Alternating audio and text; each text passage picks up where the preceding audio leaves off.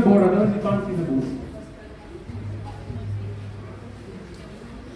All kids, please proceed to the fourth floor. So today we are going to have a wonderful class by His Grace Sukhi Jagannath Prabhu. Sukhi Jagannath Prabhu is an initiated disciple of Swami Maharaj for many years, and is also acting as the software architect in Infosys in Electronic City. So he is also very much well achieved in his material life, but also a very good practicing devotee and has a lot of knowledge in the devotional life as well. So let us please turn off our phones or put it on silent mode so that we don't disturb him, and also chant one round of Hare Krishna, one time Hare Krishna Mahamantra for his, invoking his class. Hare Krishna, Krishna Krishna, Hare Hare, Hare Rama, Rama Rama, Hare Hare.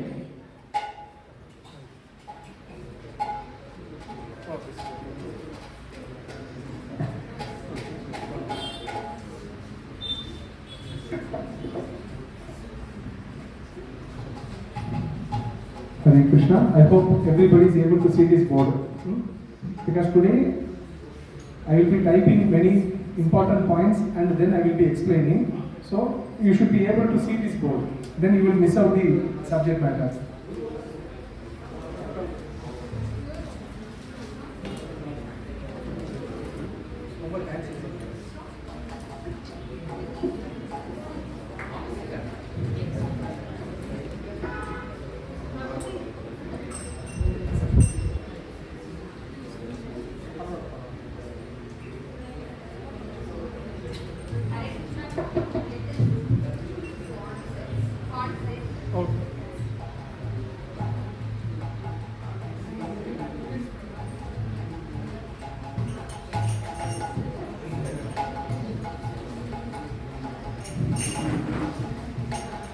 Jaya Jaya Sri Chaitanya Jaya Nityananda.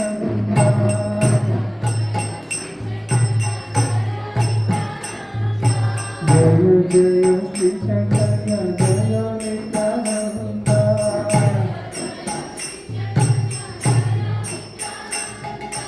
Jaya Vaishakanta Jaya Gaura Bhaktivedanta.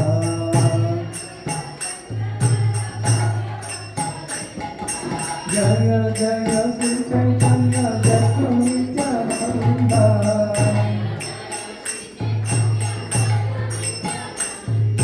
Jaya Vaishakanta Jaya Gaura Bhaktivedanta. Jaya Radha Madhava Kunda Bihari.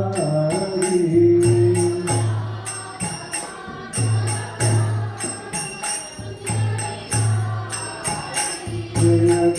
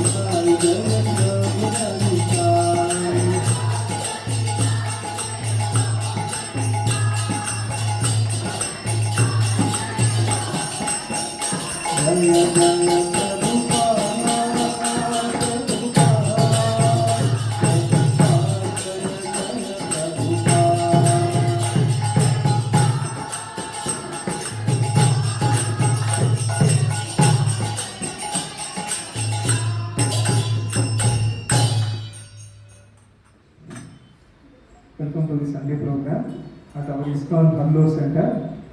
We are going to discuss from Srimad Bhagavad-gītā, second chapter, Sloka 11. This is the first sloka where Krishna starts to speak. So please chant after me.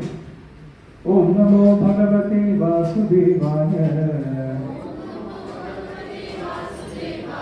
Om Namo Bhagavate Vasudevaya.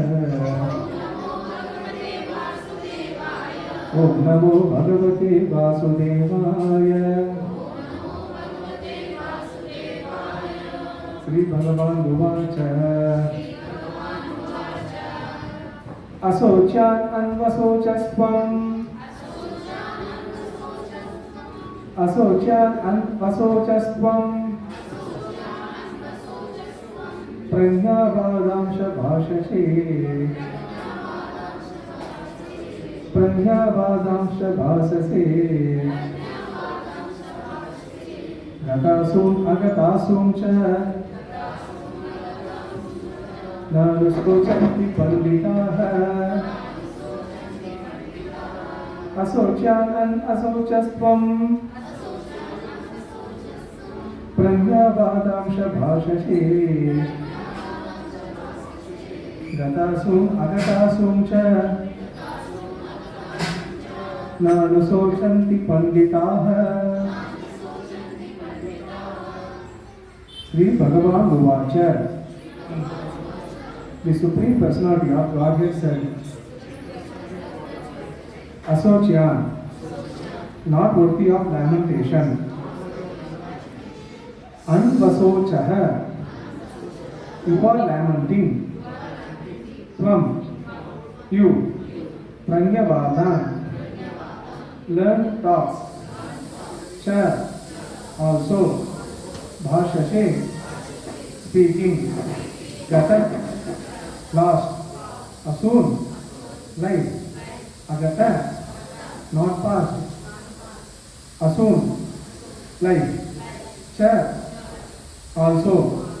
Na, never.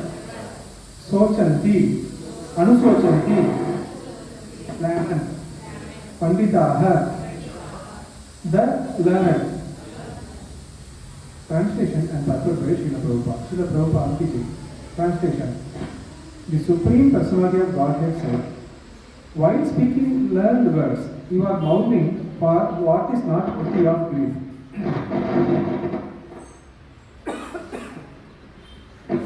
Those who are wise lament neither for the living nor for the dead. Purport. The Lord at once took the position of the teacher and chastised the student, calling him indirectly a fool. The Lord said, you are talking like a learned man, but you do not know that one who is learned, one who knows that what is body and what is soul, does not lament for any stage of the body, neither in the living nor in the dead condition. As explained in later chapters, it will be clear that knowledge means to know matter and spirit, and controller of both.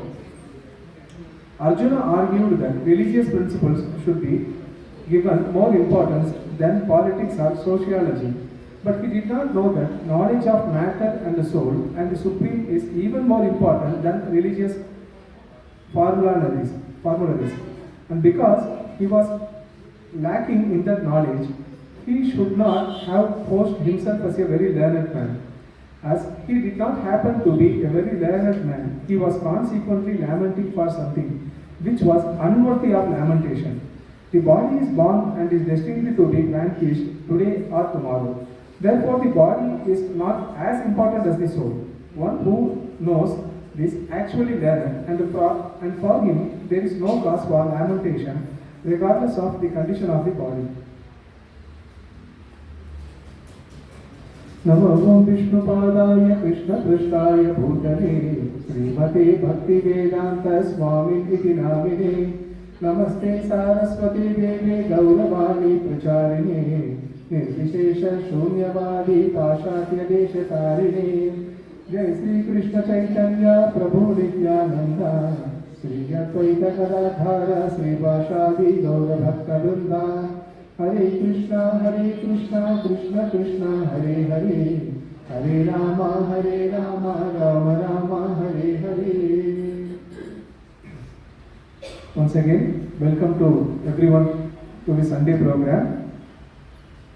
Since last 4 or 5 months, we have been discussing from Srimad Bhagavad-gītā, starting from chapter 1.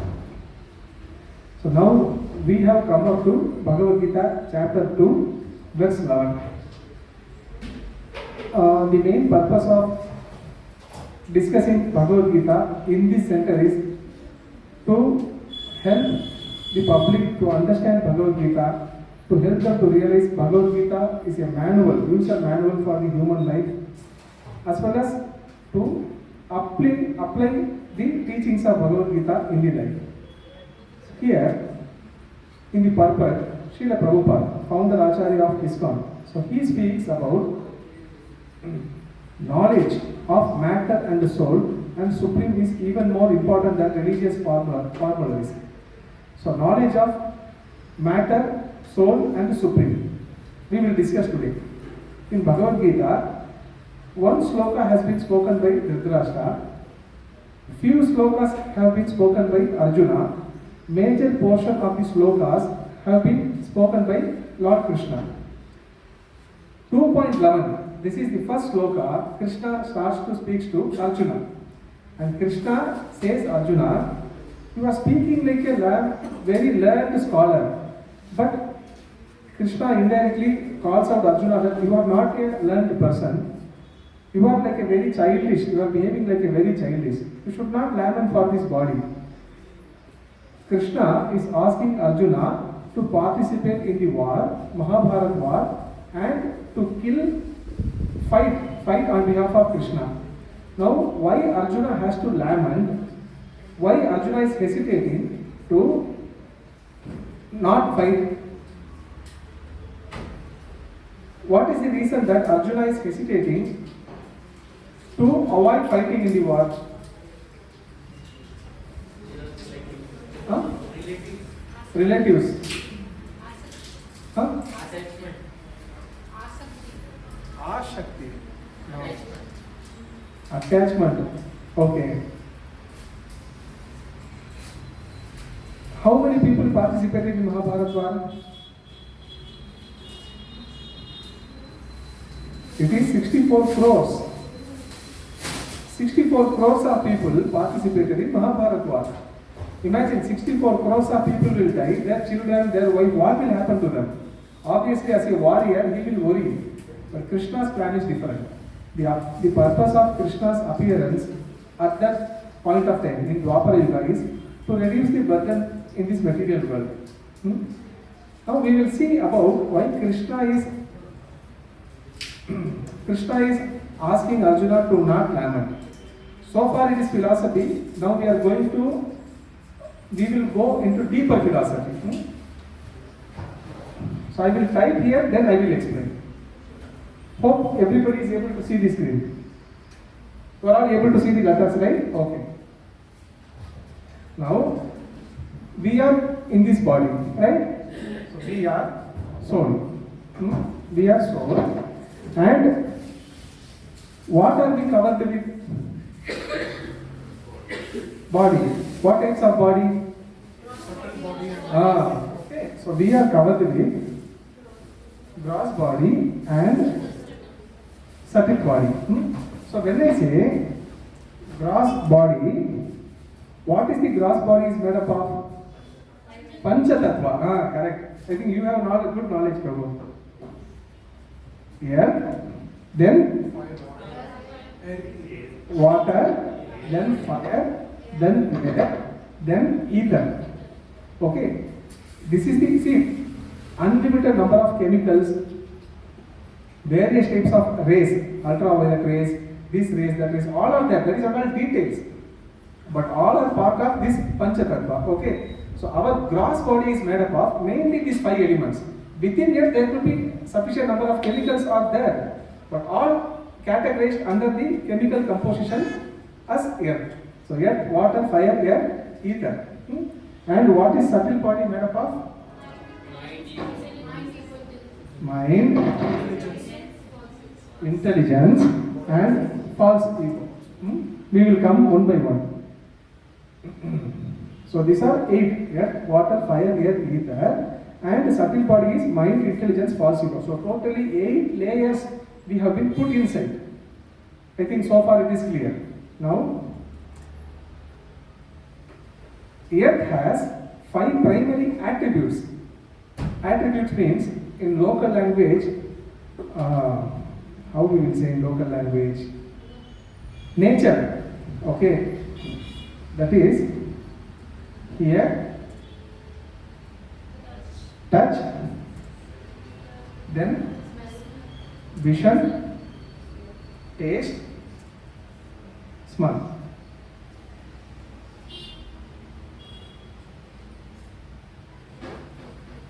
These are the 5 main attributes earth carries. In that, smell is the main attribute of earth. Main attribute of earth is smell. When it rains on this earth, the moment water touches the earth, we will feel the smell. So the main attribute, earth has all these 5 attributes, but the main attribute is smell. Okay. Now comes water. Water, it has ear, touch, and taste, but it doesn't have this attribute called smell. So earth has 5 attributes. I can hear, I can touch, I can see the earth. Water grows from the earth, I can taste it, and I can smell. When it comes to water, I can hear the sound of water. I can touch the water. I can see the water, I can taste it. But water doesn't have smell. Water, when combines with earth, it produces smell. Okay, so far it is clear. So one attribute, earth, water loses one attribute. So in that way, water is subtle than earth. Okay. So then comes fire. Fire, it has the attribute of hearing, touch, vision. That is, I will say, form. But it doesn't have taste as well as doesn't have smell. Fire has only actually 3 attributes: hear, touch, form. See, these are all from Bhagavad-gītā point of view. In our school, we might not have gone through this way of learning. In our school, we have gone through different way of learning. From Bhagavad-gītā and Srimad Bhagavatam point of view, this is how Krishna explains. Bhumir apo analo vayu kham mano buddhir evacha. So fire has main 3 attributes: hearing, touch, and form. HTF. So fire, what happens? More subtler than water and earth. So earth has 5. If I take out smell, it becomes water. If I take out taste, it becomes fire. See, I can hear the blasting sound. Okay, I can even touch, I can see the form of the fire, but I cannot put the fire inside my tongue. No, it is not possible. So fire is more subtler than water and earth. Then comes air. Air has hear and touch. I can feel the touching sensation of the air. And I can hear, when air goes here and there, I can hear, right? But I cannot see the form of the air. I cannot even taste. Air carries the aroma from the earth, but still I cannot see the air. So air is more subtler than fire, water, earth. Then comes ether, which we call it as sky. Ether. So ether, it has only one attribute, that is sound or hear. So ether, it is more subtler than air, fire, water, earth. So far is it clear? So ether has only now unless there is ether, air cannot flow. One material element is dependent on another material element. See, unless there is a flow of sky, ether, air cannot flow. Sometimes we will feel pressure right inside our ears. We cannot hear sound. Why? Because the element sky element is not there. That's why we are not able to hear. When we do fasting, Ekadasi fasting, Nirjala Ekadasi fasting we are doing, right? What happens? Air, that is sky element and water element goes inside our body. Not water, air. Sky and air, it goes inside our body. So our body also requires sky element. It is also made up of sky element. Because the ether element is there in our body, that is the reason air is able to flow and we are able to hear the sound. And because the fire is there inside our body, that is the reason we are able to digest our food. Otherwise we cannot digest. Now tell me, petrol is liquid or fire? Fire. Liquid. Petrol, diesel, kerosene, fire or air or water material? Petroleum is okay. Petroleum okay. It comes under air or fire or water. We cannot identify. It's too difficult. If it is fire, then why it is in the form of water? Why it is in the form of liquid? Wood is earth or fire? It is combination of everything. In the wood, what we are seeing wood, right? Fire is also present inside. That is the reason when I lit fire, the wood catches fire. When I lit fire in the water, water will not catch fire. So many ships are getting blasted and burning in the middle of the ocean. Whether whole ocean is getting burnt, no, right? Only that portion of big shipping yards are getting burnt. Why? Because water is different. Similarly, it is too difficult to understand the 5 material elements itself. Not so easy to understand the 5 material elements.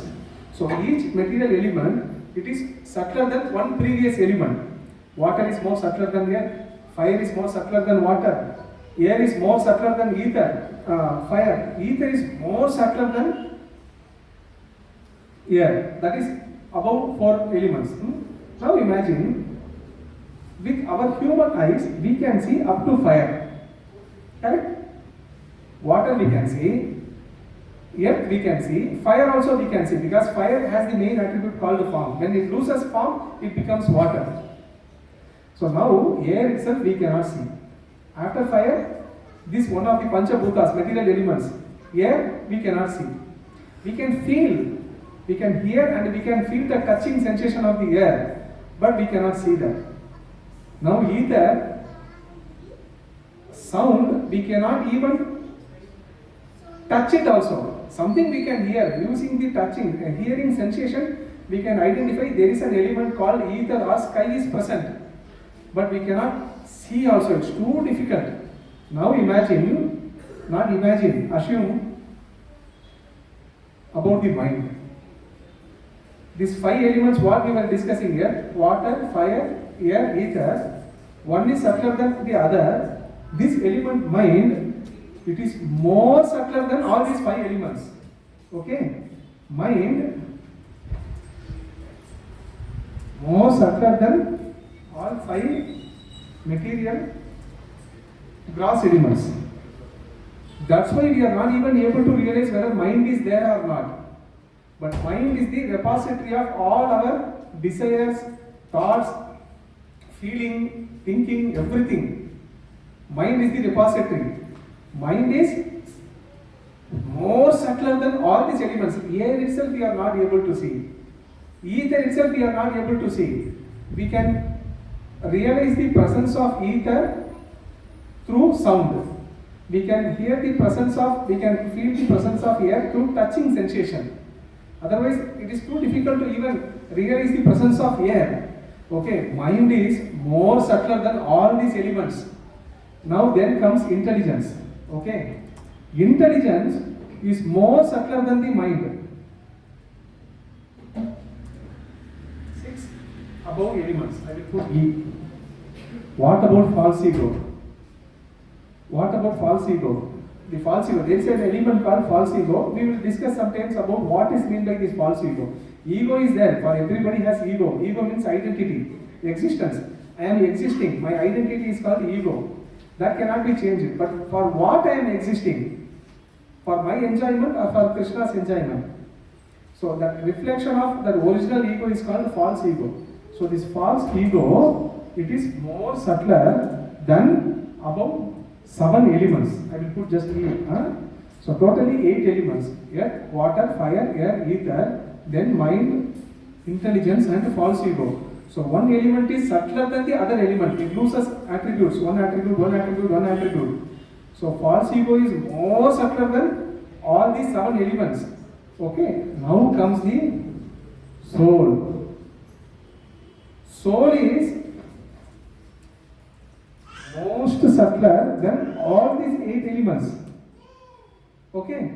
Soul is more subtler than all these 8 elements. And there is one difference between the soul and all these 8 elements. What is that?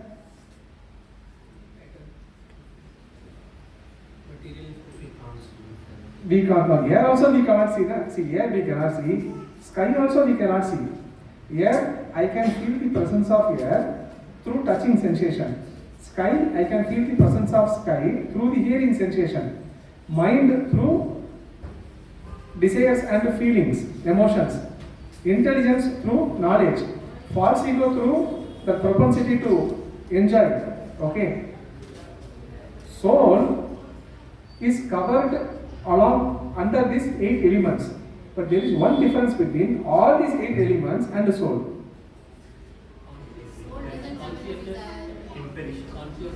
Soul is imperishable. Soul has consciousness. Now I am asking difference. That is function of the soul. Soul is imperishable, correct. Consciousness is a function of the soul. That is function. That comes under function. We will discuss that. See, one difference is all these 8 layers, right? All these 8 material elements are material. Okay? Where soul, it is spiritual. It is spiritual. Okay, at least theoretically so far is it clear for all of you? Because unless you are clear in that, we cannot proceed further. Why Krishna is calling Arjuna indirectly a fool, we will understand. Why is it so? So all these 8 layers what we were discussing, those are all material. Soul, it is spiritual. What is the soul made up of? Our body is made up of gross body and subtle body. Gross body means 5 elements. Subtle body means 3 elements. Okay. What is the soul made up of? Soul is?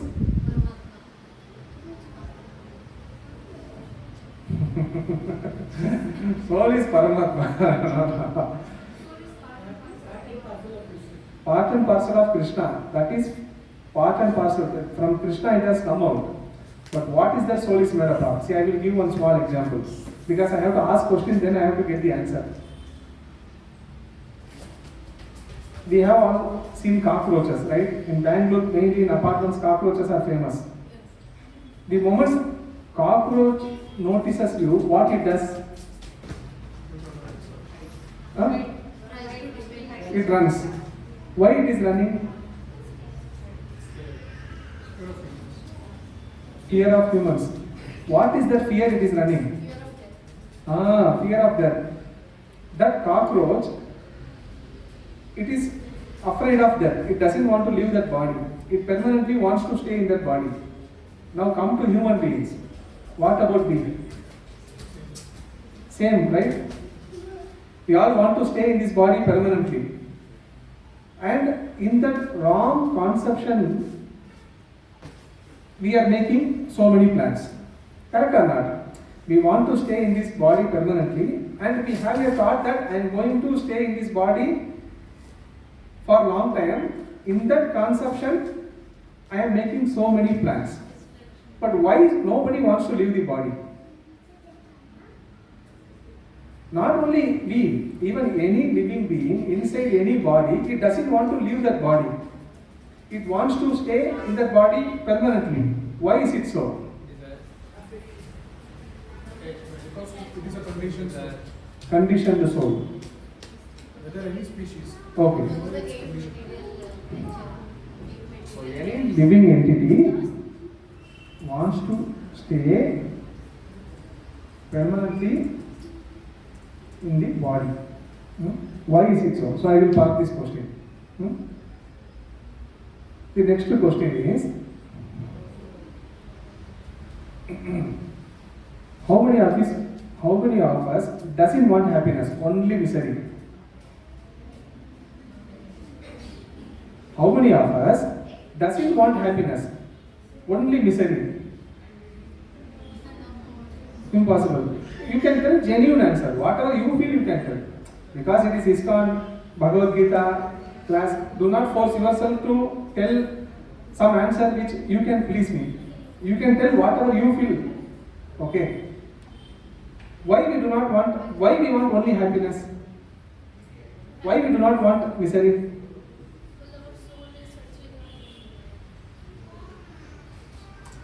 With other sense.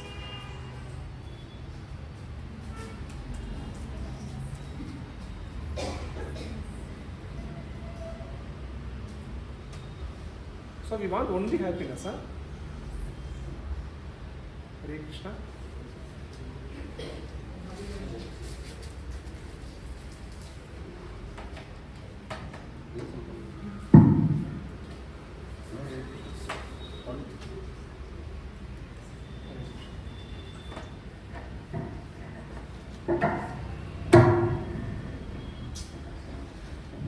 Hare Krishna. Okay.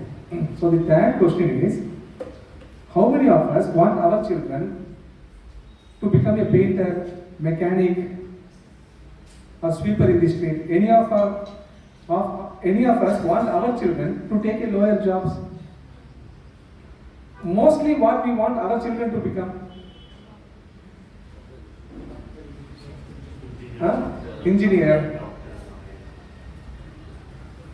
Engineer, doctor, lawyer, something like high respectable professions. That is what we want, right? Can anybody desire to have our son or daughters to become electrician, plumber in some apartment, car mechanic, puncture mechanic? Why we are rejecting such designations? Because all these, most of the jobs what we are deciding, it is all related to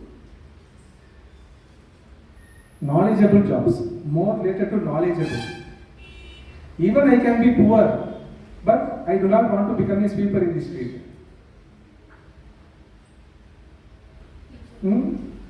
So, now question is, why is it so? Any living entity doesn't want to leave the body. Any condition, even if there is misery, most misery, in rare cases, some people may commit suicide. But otherwise, mostly, even if there are miseries which we are unable to tolerate, still we do not want to leave this body. The 9 gates are always in open status, still we do not want to leave this body. Second is, why we want only happiness. Even if there is misery, we are hankering for happiness very soon. But so-called happiness, so-called distress we keep getting. Even after that, still we are hankering for happiness. See, why we are earning so much material wealth, possessions, we keep adding with one perception that it will give me happiness one day. But that happiest day is never going to come in our life. Because matter is not designed to please the soul.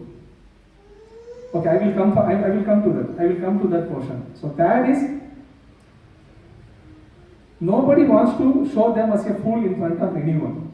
Even I just asked this question starting with some job, but not only job. Even if I am doing some lower jobs, I do not want to show myself as a fool in front of everyone.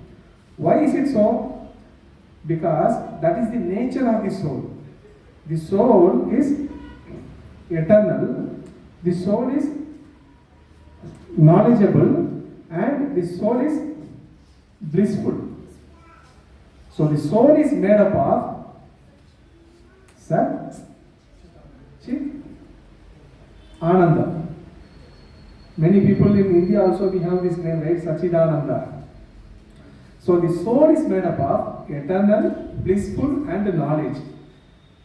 The soul, it cannot give up its quality. That is the nature of the soul. That same nature, when it enters into any body, it tries to exhibit that nature in any body.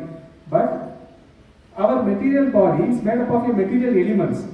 The soul has been encaged into this material body, and here it is made up of material elements. Material elements has a time duration. But one side it has a time duration, another side the soul wants to exhibit its nature in using this material body where it cannot. And since material body, our body is made up of material elements, another suitable material element can give some pleasure to our material body. See, there are some form of sound, music, it can give pleasure to our ears. Some form of vision, it can give pleasure to our eyes. Some form of taste, it can give pleasure to our tongue. Similarly, smell, it can give pleasure to my nose. And touching sensation, when there is a hot summer, 38-40 degree, when there is no current, fan is not running, we feel something uncomfortable. The moment power comes, I switch on the fan, and when I get the touching sensation, I can please my skin. Without fan, I'll be ready to sleep. At least leave it in Bangalore, in our hometowns, where those who are not part of Bangalore, we know the pain. In Bangalore, I don't think so. We require fan all through the year. But at least in other part of India, we require fan. We want that pleasure to our skin. Keep touching. We want that touching sensation constantly in our skin. Otherwise, we feel uncomfortable. We feel it as a pain.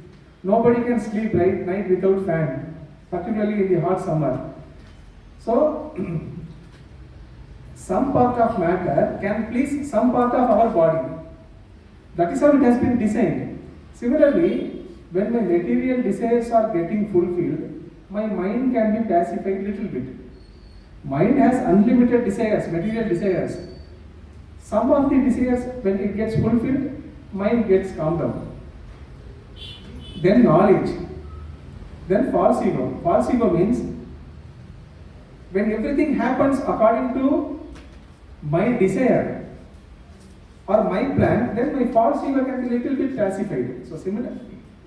The point here is each of the material things in this world, it can give maximum pleasure to our senses, maximum to our false ego, not more than that. And none of them is designed to please the soul. That is the reason, even after accumulating so much material wealth, material possessions, even after acquiring very good education, good material body, beauty, that happiness what as a soul I am hankering, it is always missing in anything what I have. I hope you are all able to relate that, right? I have been put inside the body, I am hankering something higher happiness, thinking that these material possessions will give me that happiness. So I am running behind money, material possessions, accumulating so many material assets, thinking that it will give happiness. It may give pleasure to my material body. Somehow it will pacify my mind and ego because my desires are getting satisfied. So it will pacify my body little bit. See, for example, a small children, you pluck out the toy from the hands of the child cries. The moment I can give back that toy doll to the child, it pacifies the child because the child has got the toy back. Actually, the toy is not the source of happiness for the child, but the child thinks that it will give me happiness. It is my toy. So whole night it hugs that toy doll and it keeps sleeping with that. Still, what happens? After giving the toy to the child stops crying. Why? It has pacified the mind of the child. Similarly, our intelligence and ego also, through the material plans, we can pacify a little bit. So all these are planned or designed to please our body and our subtle body. What is that? Designed to touch the soul.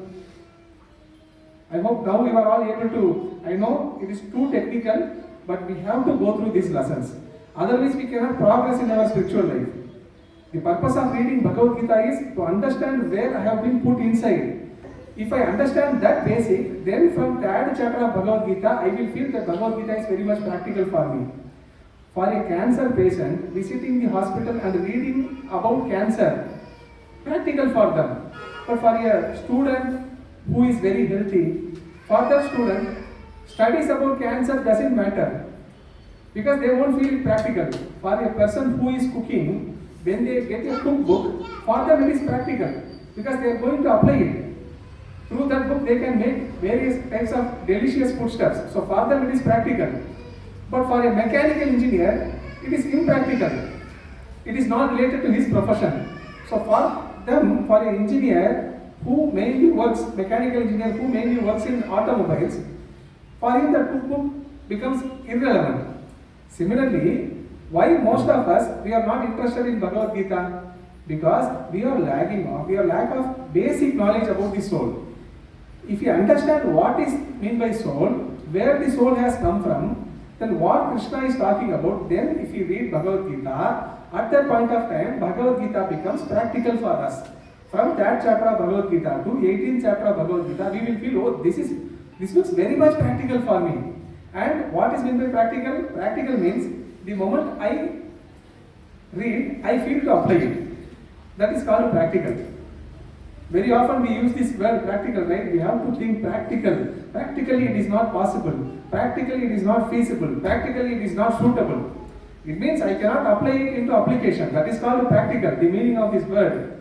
So why most of us we are reading Bhagavad-gītā and thinking that it is something irrelevant. I will read, it gives me some punya, pious, and I will continue my daily job. No, it is not like that. For every product, what we are buying in the market, we have a user guide.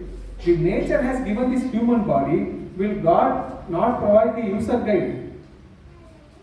And Krishna, if you see Bhagavad-gītā, Gita, songs, Bhagavad, that is God's, songs of the God, sung by the God himself.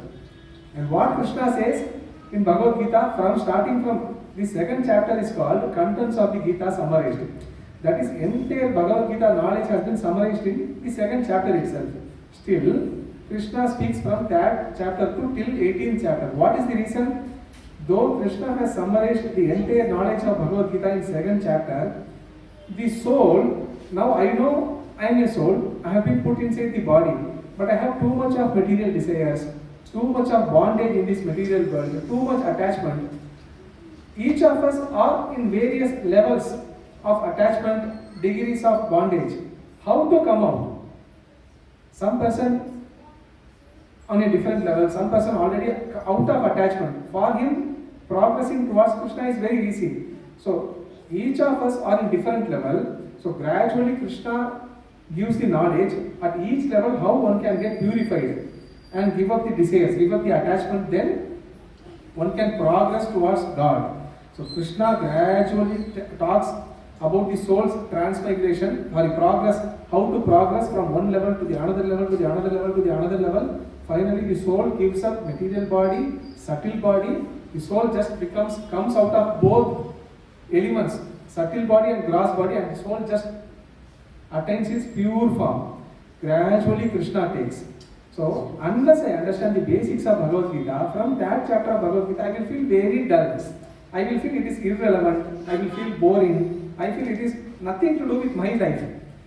5,000 years before, Krishna might have spoken something, but it is nothing to do with my life. So, while giving lecture on the second canto of Bhagavad-gītā, Prabhupada talks about this enviousness. So, Prabhupada in his lecture, I was hearing that lecture today morning. So Prabhupada says, why we have been put into this body? We know we are soul, okay. Why the soul has been put inside this body? Why means, Srila Prabhupada quotes from one of the previous Acharya's commentary. Prabhupada says it is enviousness. Due to enviousness with Krishna, we have been put into this material world. So, after due to that enviousness, we have been put into this material world. After we came down into this material world, we have developed unlimited desires. Unlimited material desires to enjoy ourselves away from Krishna. So that is the reason the soul, it enters into one body, it takes birth, it grows, the body dwindles, it gets diseased and it dies. Then again it enters into another body, it grows, takes birth, grows, dwindles, then feel weaker and dies. So like that, one body, another body, another body, another body, another body. See, in our life, how we see our children has taken birth, they have grown, they have completed education, they are getting job and they are getting married, they are getting children and they are settled. Now we are very happy.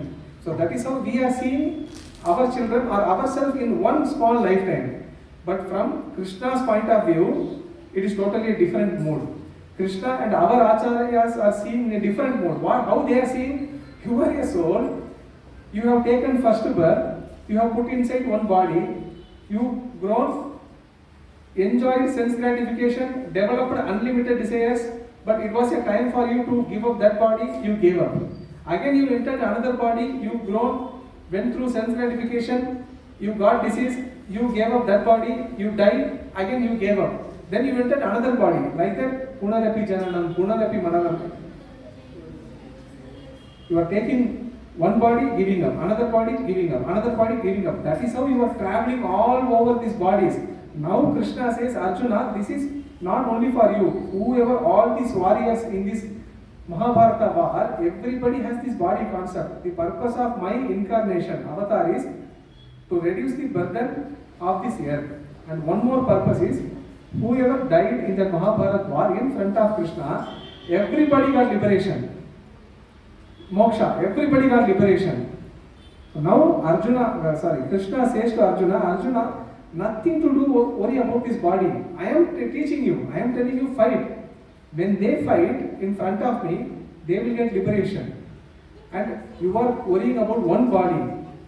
As a Supreme Lord, as a Bhagavan, I know how many lakhs and crores of bodies they have taken. So do not lament like a foolish person. So Krishna says, that is why Krishna says, you are talking like a learned person. But for what reason you are lamenting, it is not worth it. Because you have not taken one body, you have taken crores and crores of bodies. During one of the classes here, we were discussing about lifespan of Brahma. Lifespan of Brahma, right? So 43 lakhs and 20,000 years. How much? 43 lakhs 20,000 years. Into 1000, it is half day of Brahma. 43 lakhs 20,000. I will type here. 43 lakhs 20,000. Okay. This is called one Chaturika. And into 1000, 432, 0000, then 000. This is half day of Brahma.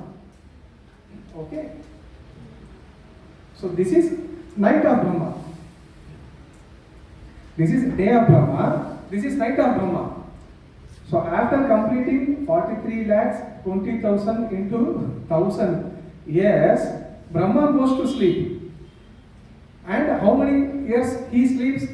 43 lakhs 20,000 into 1000. That is our solar human years. He is in sleep. When Brahma comes out, again he starts creating. And all the living entities comes out where they have left their karma. From their exact point they will start. Suppose before Brahma night I was writing 10th standard exam. I supposed to fail. When Brahma wakes up, he will create this creation. Again I will come out. When I come out, my 10th standard exam is over. I will be seeing my result, pass or fail. So where I have left my karma, exactly from that point again I will start. So death is not going to end my karmas. Now, how to stop the cycle of birth and death? That is what Krishna details it, nails it in Bhagavad-gītā. Why Krishna has to tell all this in Bhagavad-gītā? Because only one reason. Krishna loves every soul to his heart. It is not that Krishna loves one soul little bit, one soul very much. No, everybody is part and parcel of Krishna. So, Krishna loves every soul equally. That is the reason Krishna has given this Bhagavad-gītā. Now, this one day, now let's say, what is our lifespan in our Kali Yuga? 100, are we really living 100? 80? Okay, let's say 100 itself. Okay, I will put 100 for our theoretical knowledge. Now, this is one day of Brahma. Okay, now let's say in one birth I am living 100, that too human life. If I take birth as tiger, deer, dog, cat, hardly 10 years, 5 years, 15 years, or tortoise, sea turtle, hardly I can live 100 years, maybe 120, elephant can live 40, 50, 60. Let's say in one birth, in one lifetime, I am living 100 years. So one Janma, I have got 100 years. Okay, now 100 divided by this. So I will take 20 out.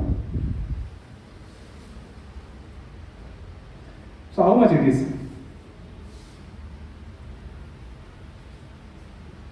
43 crores, 20 lakhs. Okay, 4 crores or 43 crores exactly I do not know. These many bodies I have already changed.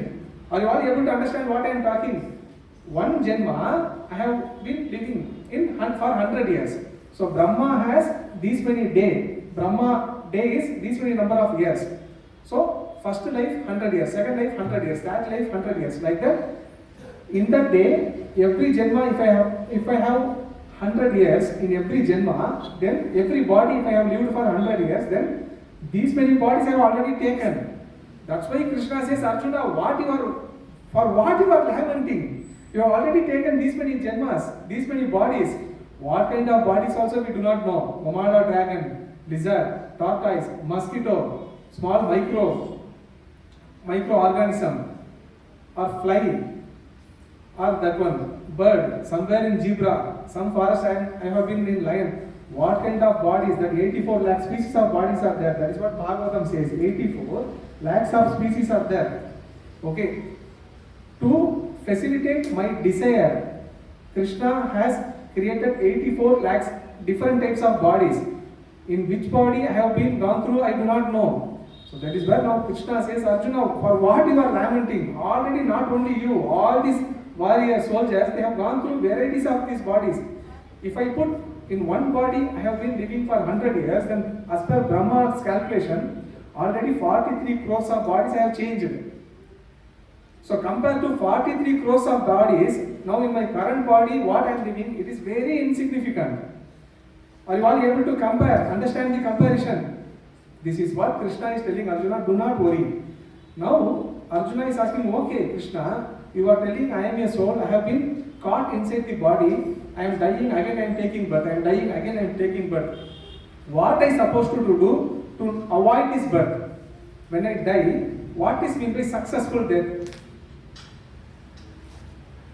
In your opinion, you tell me, what is meant by successful death? When I will say I have been passed in the exam? Huh? Correct.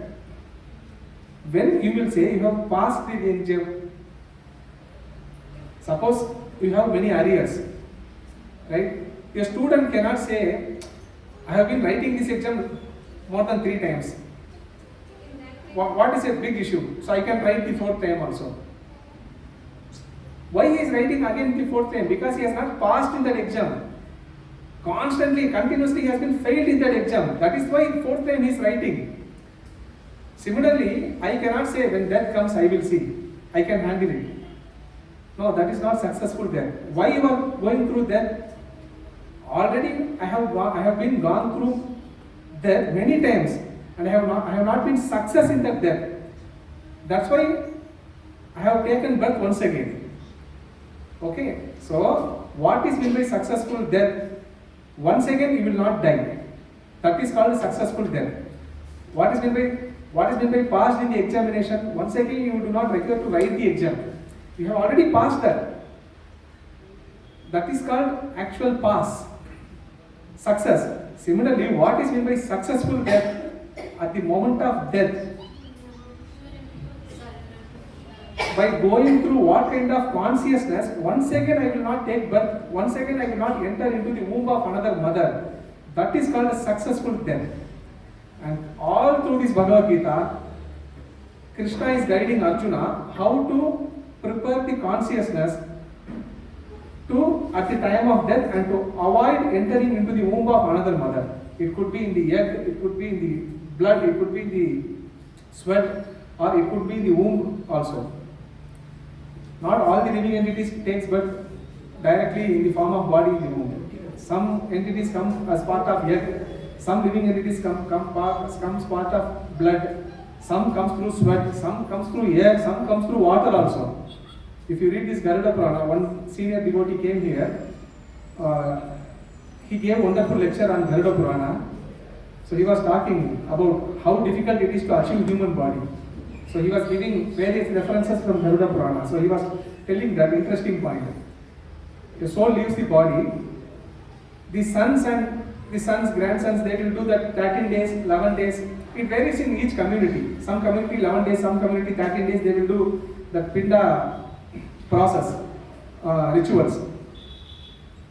Suppose if they not have done that soul, he clears all his punishments in the hell, then he goes to Pitruloka. He has unlimited desires. Unfortunately, he doesn't have a suitable body to enjoy those desires. Then what happens?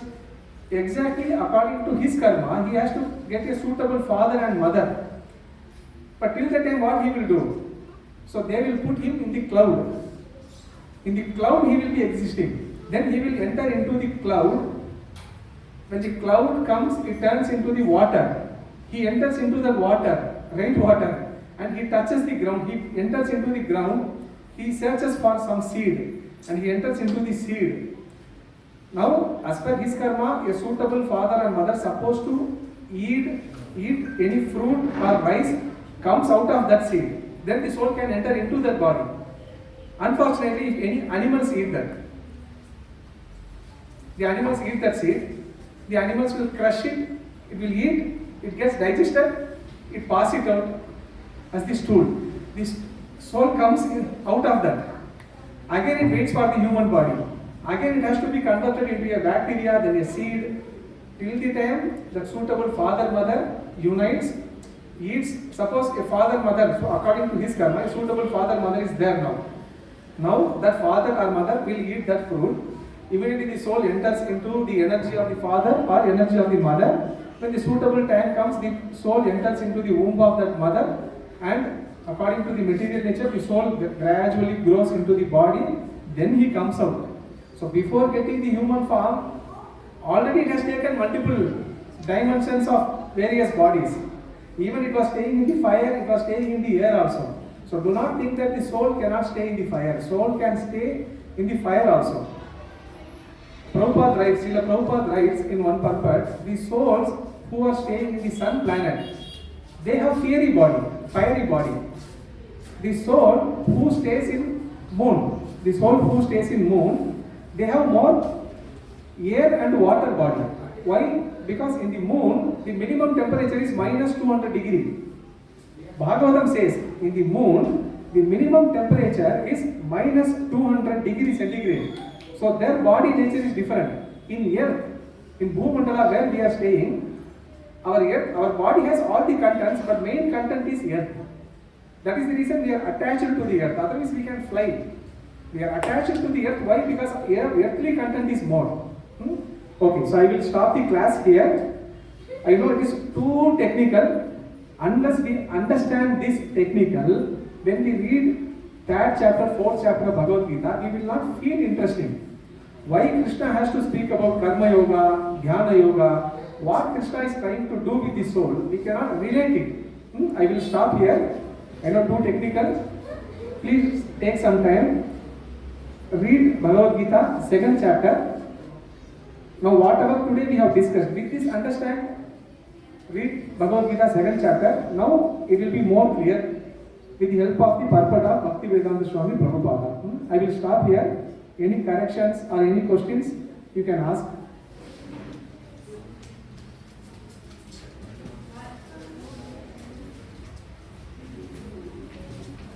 I hope everybody is clear with today's topic.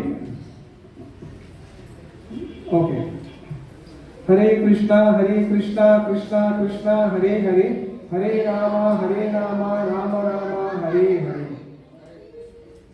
Anybody is not clear today? It's okay, let him say.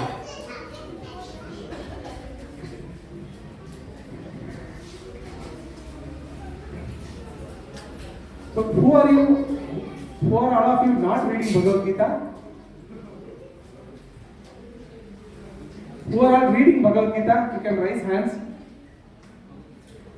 Okay. Read Karna first. Take it.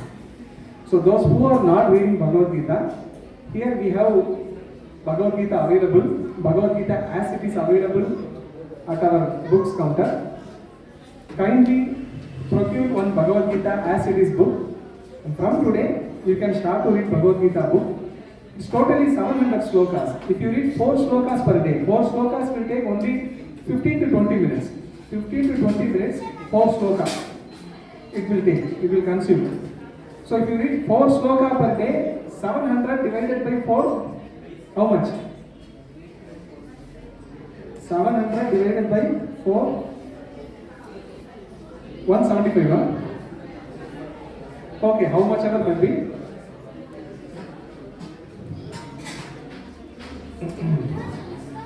$125. So in 125 days, you can complete entire Bhagavad Gita. Now, 365 days. 125 plus 125 plus 125. So, per year, you can complete Bhagavad Gita 3 times. So, it's not difficult to read Bhagavad Gita to understand. First time you may not understand, which is fine. You keep coming here. Chant Hare Krishna, Krishna Krishna, Hare Hare, Hare Rama, Rama Rama, Hare Hare, and associate with devotees here. Go back home, again start to read. Second time, you may feel little understanding. Third time, you will start to understand. Fourth time, fifth time, you will feel this is the knowledge which I was anchoring. I was telling right, what is that designed to please the soul? That is devotional service to Krishna. When I please Krishna, the happiness what I am anchoring, automatically I will get back. So reading Bhagavad Gita is not so difficult. It is only 700 slokas Krishna has spoken. If I read 4 sloka per day, easily, within a year, 3 times I can easily complete Bhagavad Gita. While reading that time itself, you will come to know much more knowledge about the soul and about this material world. Okay, I will stop here. So now we will proceed for announcements.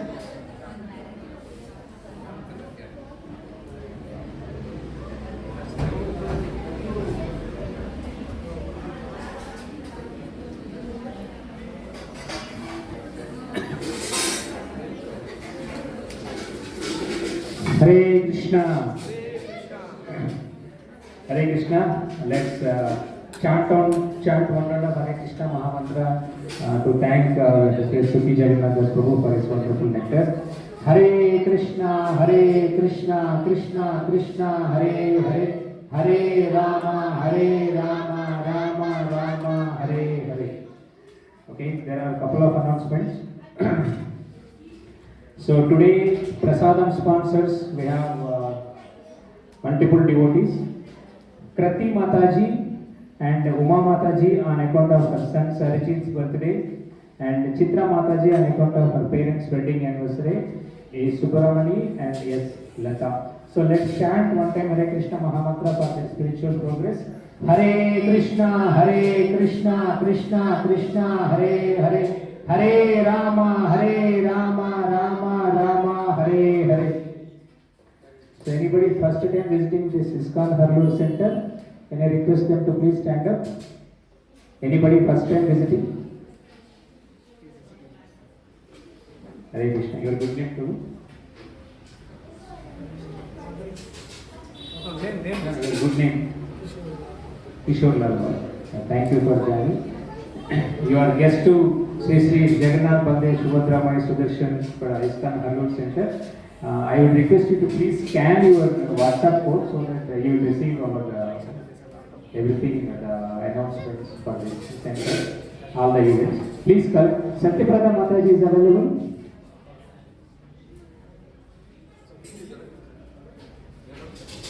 Hare Krishna. Madhulan Prabhu, please collect your gift from this BBT book counter.